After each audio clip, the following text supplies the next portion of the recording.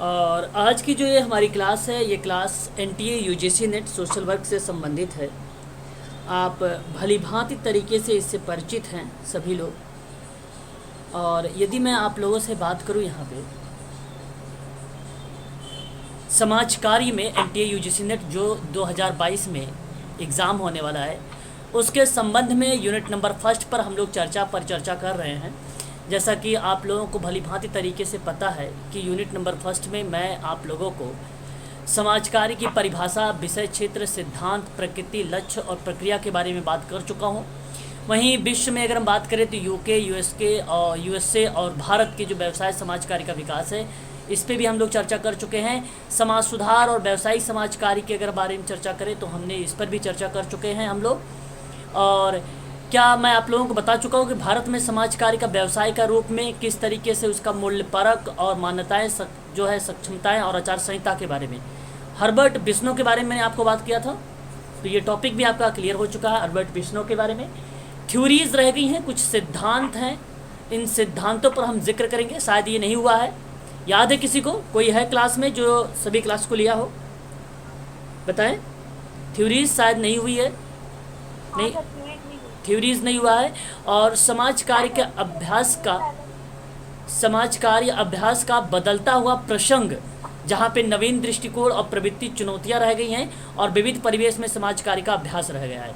ये 3 टॉपिक रह गई हैं, इन पे हम लोग चर्चा करते रहेंगे। और आप लोगों की इस वीडियो का लिंक और पीडीएफ आपको प्रोवाइड किया जाएगा ग्रुप में। बात करते हैं जैसे मानसिक संघर्ष के बारे में। ये मैंने आप लोगों को बताया था।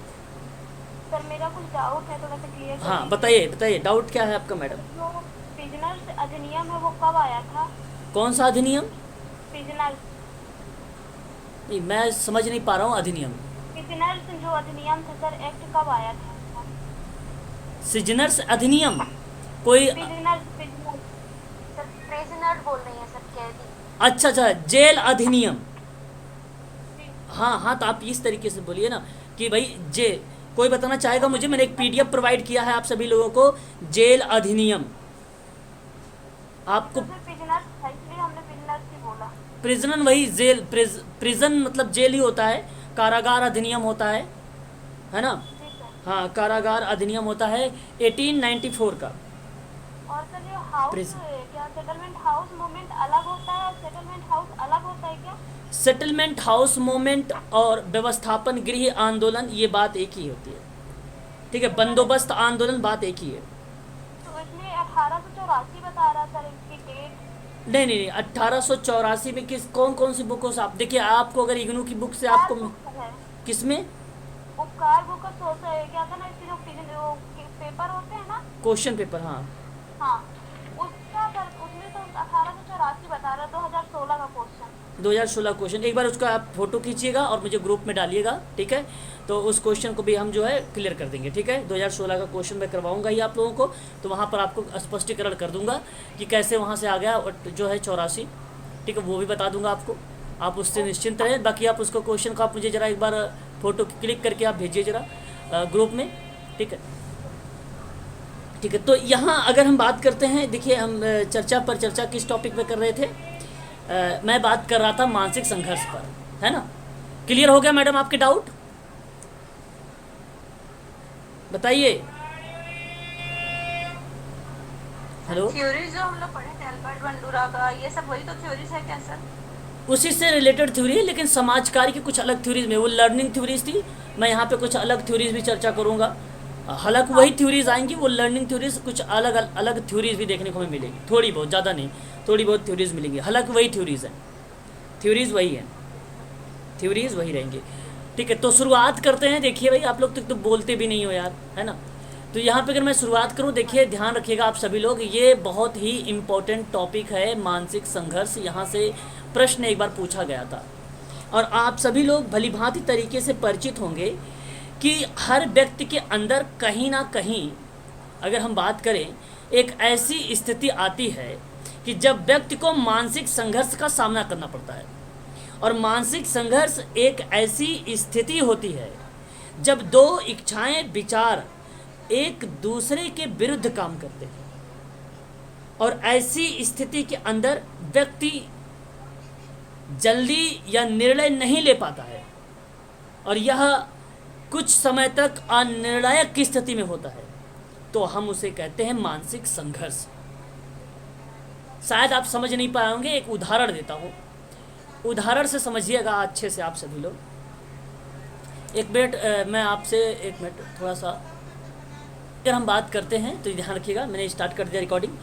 तो मानसिक संघर्ष के बारे में अगर हम बात करें तो मैं आपसे एक उदाहरण दे रहा था कि मान लीजिए अगर आपको कहीं जाना है तो आपके मन में ये विचार आता है कि हम बस से जाएं या अपनी बाइक से जाएं।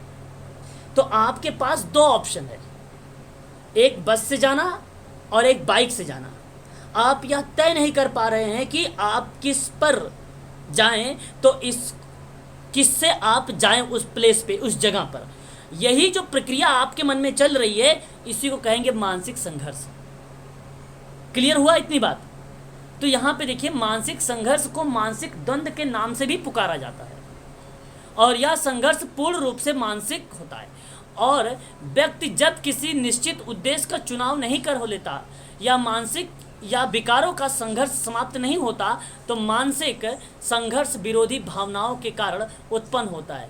जैसे अगर हम क्रो एंड क्रो के अकॉर्डिंग अगर बात करें, मानसिक द्वंद्व या संघर्ष उस समय उत्पन्न होते हैं जब एक व्यक्ति को पर्यावरण की उन शक्तियों का सामना करना पड़ता है जब उसकी स्वयं की रुचि और इच्छाओं के विपरीत कार्य करती है। बात वही है, कुछ अलग नहीं था जो मैंने आपको बताया है। ठीक, वही चीज़ें हैं जहाँ पर बताया जा रहा है कि जब व्यक्ति को मानसिक संघर्ष का सामना करना पड़ता है तो मानसिक संघर्ष एक ऐसी स्थिति होती है जब दो इच्छाओं और विचारों एक दूसरे के विरुद्ध काम करती है, वो मानसिक संघर्ष होता है। इतनी बात ध्यान रखिएगा। यहाँ पे अगर हम बात करें तो बोरिंग और लैंगफील्ड और वेल्ड की परिभाषा दी गई कि मानसिक संघर्ष की क्रियाओं की दशा के रूप में परिभाषित किया जा सकता है जिनमें दो या दो से अधिक सामान्य व्यवहार उत्पन्न होते हैं जिन्हें एक ही समय में संतुष्ट या प्राप्त नहीं किया जा सकता है। ये हालांकि एक परिभाषा बताई गई थी वेल्ड महोदय के अकॉर्डिंग। इसको बोलते हैं मानसिक संघर्ष।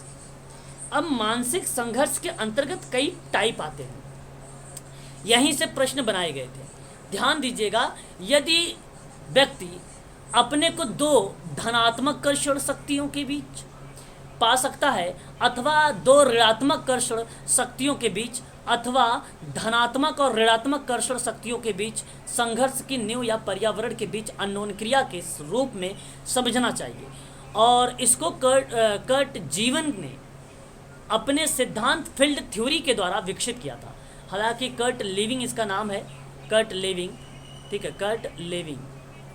कर्ट लेविन ने अपने सिद्धांत में फील्ड थ्योरी में इन्होंने ये विकसित किया था मानसिक संघर्ष को। तीन स्थितियां बताई थी, हालांकि चार, कहीं कहीं चार स्थिति भी मिल जाती है हमें, कहीं कहीं हमें चार स्थिति भी देखने को मिल जाती है।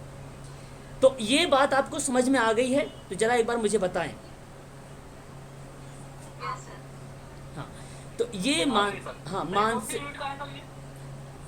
ये यूनिट नंबर फर्स्ट का नहीं, ये टोटली समाज कार्य का ही है ना। तो यहाँ पे मैं आपसे नहीं बताऊंगा कि भाई ये यूनिट किसकी यूनिट का है, लेकिन मानसिक संघर्ष से एक बार प्रश्न पूछा गया था तो मैं आपको बता दिया हूँ यहाँ पे, ठीक है। इसको थोड़ा सा ध्यान रखिएगा। मानसिक संघर्ष क्या होता है, इसको आप सभी लोग जो है ध्यान रखिएगा। ये कर्ट लेविन के द्वारा दिया गया था। तो एक टाइप इन्होंने बताया था अपने सिद्धांत में, उपागम का सिद्धांत, कहीं अप्रोच कॉन्फ्लिक्ट कहा जाता है इसको, कहीं परिहार मानसिक सिद्धांत कहा जाता है। वो ध्यान रखिएगा, परिहार मतलब अवॉइडेंस, ठीक है, कॉन्फ्लिक्ट बोला जाता है इसको, तो इसलिए परिहार मानसिक संघर्ष कहा जाता है। और एक था उपागम परिहार संघर्ष, इसको कहा जाता है अप्रोच और अवॉइड कॉन्फ्लिक्ट बोला जाता है। और एक चौथे नंबर पे आता है, कहीं कहीं चार मिल जाता भी है, इसको द्यू उपागम बोला जाता है, द्यू उपागम परिहार संघर्ष बोला जाता है। और इंग्लिश में इसको कहा जाता है डबल अप्रोच और अवॉइडेंस कॉन्फ्लिक्ट। तो ये चार टाइप के होते हैं और ये हालांकि उस जो थ्योरीज थी उसमें तीन ही टाइप से आया था। अलग अलग विद्वानों ने अलग अलग तरीके से इन्होंने जो है डिवाइड करके बताया भी है। तो हम एक एक करके देखेंगे। यह प्रश्न भी एग्जाम में पूछा गया है, उपागम का जो है संघर्ष क्या होता है। जब प्रश्न आएगा तो आप लोगों से ही मैं करवाऊँगा। पहले तो एक चीज़ इसको समझ लीजिए यहाँ पर कि उपागम उपागम का सिद्धांत संघर्ष जो है वो है क्या। ध्यान दीजिएगा कि एक ऐसी स्थिति होती है इसमें कि व्यक्ति के सामने दो धनात्मक लक्ष्य होते हैं। कितने होते हैं? दो धनात्मक लक्ष्य होते हैं। बात को समझिएगा आप सभी लोग। और यदि दोनों धनात्मक लक्ष्य को एक ही समय के अंदर पूरा करना चाहता है, लेकिन ऐसा वह कर नहीं पाता है, तो ऐसी स्थिति के अंदर उसे एक काम को त्यागना पड़ता है। एक काम को त्यागना पड़ता है। ध्यान दीजिएगा, कौन से काम को त्यागना पड़ता है? तो इसके लिए उसे संघर्ष करना पड़ता है।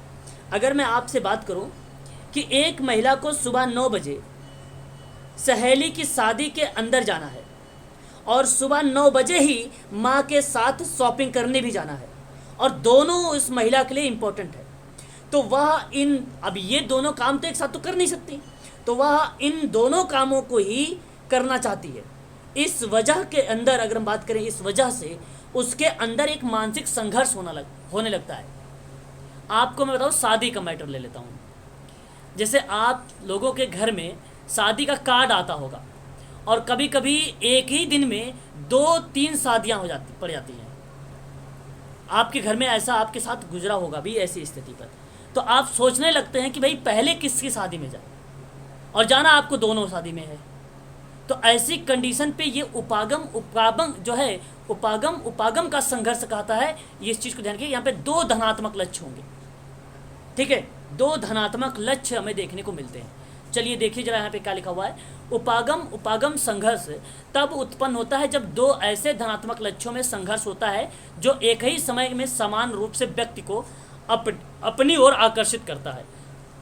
उदाहरण के तौर पे दिया है कि किसी व्यक्ति को अर्थशास्त्र और नागरिक शास्त्र दोनों विषय प्रथम प्रिय है, दोनों विषय इसको प्रिय है।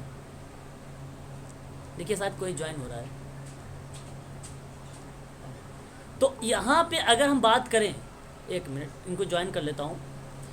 तो यहाँ पे अगर हम बात करें, अर्थशास्त्र और नागरिक शास्त्र दोनों उसे पसंद है, लेकिन दोनों के घंटे एक ही साथ हैं, अतः एक को त्यागना पड़ेगा। यह त्यागना और स्वीकार करना, निश्चित करना ही मानसिक संघर्ष कहलाएगा। मैंने एक एग्जाम्पल बताया था अभी आप लोगों से कि अगर आपके घर में शादी का कार्ड आता है और उस दिन 2 शादी, तो वहाँ पर आपको जाना दोनों में है, लेकिन उस समय आप एक ही में चले जाते हैं, तो एक को त्यागते हैं। समय तो आपके पास एक ही है, 2 समय तो है नहीं। तो उस समय की बात मैं कर रहा हूँ, उस समय की स्थिति क्या कहलाती है? उपागम मानसिक संघर्ष कहलाता है। इस चीज़ को आप ध्यान रखिएगा। दूसरी बात करते हैं यहाँ पर उपागम, और यहाँ पर भी देखिए एक और एग्जाम्पल दिया जा रहा है, ठीक है। तो यहाँ पर आप देख सकते हैं कि एक गधा 2 घास के ढेरों के बीच खड़ा रहा है और भूख से मर गया, क्योंकि वह यह निश्चित नहीं कर सका कि घास के किस ढेर को खाना प्रारंभ करे। तो ये भी एक एग्जाम्पल का वो है जिसकी वजह से ऐसी स्थितियाँ भी गुजर जाती हैं। तो ये एग्जाम्पल था आपके सामने। अगर हम बात करें, एक देखिए परिहार मानसिक संघर्ष को लेकर, ठीक है। अब ये क्या होता है, इसको आप समझने की कोशिश करिएगा। यहाँ 2 नेगेटिव विचार आएंगे, वहाँ पे 2 धनात्मक थे, तो यहाँ पे 2 नेगेटिव आएंगे। ध्यान रखिएगा सभी लोग, आप 2 नेगेटिव आएंगे आपके सामने, और जब 2 नेगेटिव विचार की वजह से व्यक्ति के दिमाग के अंदर 2 विपरीत नेगेटिव विचार होते हैं, और व्यक्ति को इन दोनों में से किसी एक को सिलेक्ट करना होता है। जैसे एक तरफ कुआं और दूसरी तरफ खाई है, व्यक्ति दोनों के अंदर ही नहीं गिरना चाहता है, लेकिन उसे इनमें से किसी एक का चुनाव तो करना ही पड़ेगा। ऐसी कंडीशन को परिहार संघर्ष कहलाता है। देखिए जरा क्या है, एक इस प्रकार से संघर्ष में 2 ऋणात्मक संघर्ष व्यक्ति के समक्ष होते हैं। यदि व्यक्ति पढ़ने में परिश्रम नहीं करेगा तो फेल हो जाएगा, और यहाँ पर छात्र दोनों ही परिस्थितियों में बचना चाहता है, अतः यह संघर्ष की अवस्था में पहुंच जाता है कि इनमें से व्यक्ति परिस्थिति के साथ संघर्ष और अनिश्चित कर व्यवहार करने लगता है। जैसे कोई सिपाही ना युद्ध में मरता है और ना ही वह नकारा साबित होना चाहता है। कहने का मतलब एक सिपाही है, ना ही वह युद्ध में जाना चाहता है और ना ही वो नकारा साबित भी होना चाहता है। कायर, एक प्रकार से कायर शब्द आप कह सकते हो, वो कायर शब्द से भी संबोधित नहीं होना चाहता है और युद्ध में भी नहीं जाना चाहता है। वो ऐसी कंडीशन कहाँ आ रही है? परिहार में आ रहा है।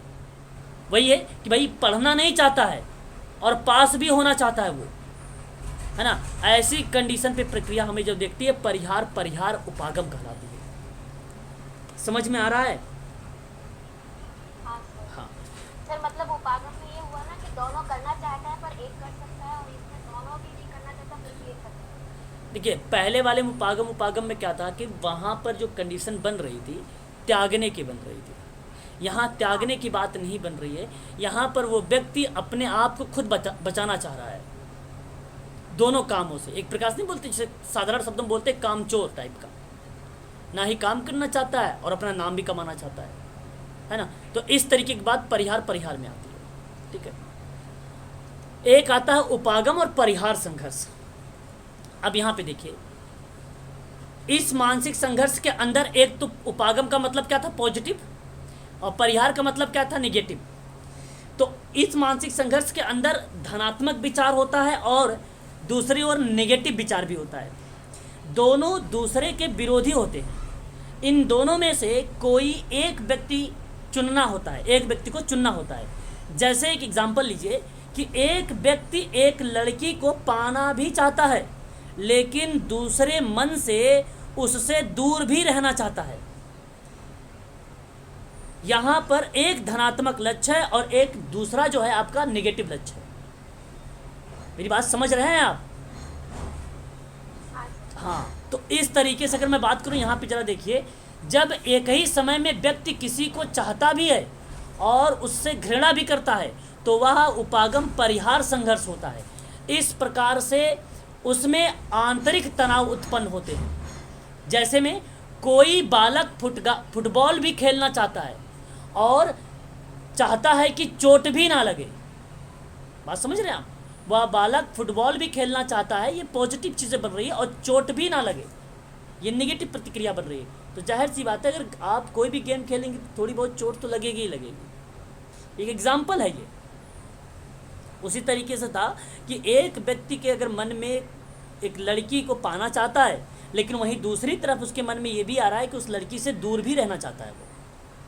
ठीक है। तो यहाँ पर एक धनात्मक लक्ष्य भी है, एक नकारात्मक लक्ष्य भी है। हाँ, क्या करे वो? सर ऐसा बोल सकते हैं कि सांप भी मर जाए लाठी। हाँ, बस यही चीज़ है, यही चीज़ है यहाँ पे। ठीक है ना, सांप भी मर जाए और लाठी भी ना टूटे। तो इस तरीके का मुहावरा जो है यहाँ पर बैठता भी ऐसे। ठीक है, ये चीज़ें आपको ध्यान रखना है यहाँ पे। अच्छा, अब यहाँ पे देखिए जरा, संघर्षों के प्रकार को भली भांति तरीके से या प्रकार से समझने के लिए डॉक्टर J.D. शर्मा ने विभिन्न चित्रों को दर्शाया। अब ये देखिए, जो चित्र का अगर आता है एग्ज़ाम में आप लोगों से, तो वहाँ चित्रों को अगर एग्ज़ाम में देगा आपके, तो आप बताना किसका नाम। ध्यान रखिएगा, डॉक्टर J.D. शर्मा। और यदि पूछेगा कि ये जो संघर्ष का सिद्धांत है, मानसिक संघर्ष का उपागम जो है, मानसिक संघर्ष दिया किसने है, तो फील्ड थ्योरी थी एक। आप लोगों ने नाम सुना होगा फील्ड थ्योरी के बारे में। और फील्ड थ्योरी किसकी थी? कोई बताना चाहेगा मुझे? कर्ट लेविन का। हाँ, कर्ट लेविंग भी बोला जाता है इसको, और कर्ट लेविंग भी कहा जाता है। ठीक है, इस चीज़ को आप ध्यान रखिएगा। फील्ड थ्योरी इन्हीं के द्वारा दी गई थी। और अच्छा, ध्यान रखिएगा, फील्ड थ्योरी ये आई कब थी, ये थ्योरी इस्टेब्लिश कब की गई? ओके, और भी कोई लोग बताएं जरा।